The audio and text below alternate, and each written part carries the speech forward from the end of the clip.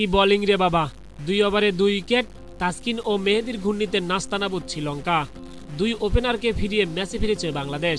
Asia কাপে super 4-এ নিজেদের প্রথম ম্যাচে কেমন বোলিং করে চোখ ধাঁধানো নজর কাটলেন এই 2 বোলার। বাংলাদেশের দুর্দান্ত উইকেট, মাথায় হাত শ্রীলঙ্কান কোচ জয়সিরিয়ার। আবারও পাল্টাপাল্টি ধুমধারাক্কা নাগিন ড্যাশ। তো দর্শক, খবরের বিস্তারিত তথ্যের জন্য আমাদের ভিডিওর সঙ্গে থাকুন।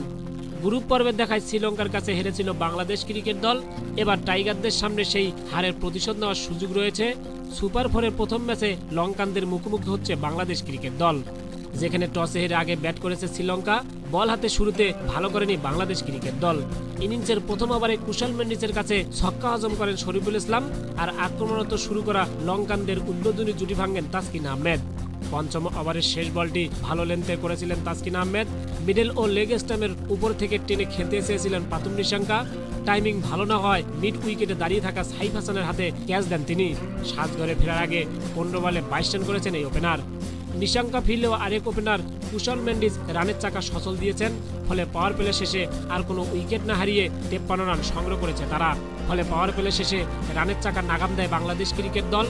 অষ্টম ওভারে চতুর্থ বলে শেখ মেহেদীকে সুইপ করতে গিয়ে টপ এজ হয়ে বল উপরে উঠে যায়। ডিপ ব্যাকওয়ার্ড স্কোয়াডে দাঁড়িয়ে থাকা আবারও সাইফের তালুবন্ধ হয়। 24 বলে 34 রান করেছেন এই ওপেনার। এদিকে অষ্টম ওভার শেষে শ্রীলঙ্কার সংগ্রহ দ্বারায় 2 উইকেট হারিয়ে 60 রান। তো দর্শক, আপনাদেরকে বলছি, তাসকিন ও মেহেদীর ঘূর্ণি আপনাদের কাছে কেমন লেগেছে জানিয়ে দিতে পারেন আপনাদের মূল্যবান মতামত আমাদের ভিডিও কমেন্ট বক্সে। ধন্যবাদ সবাইকে।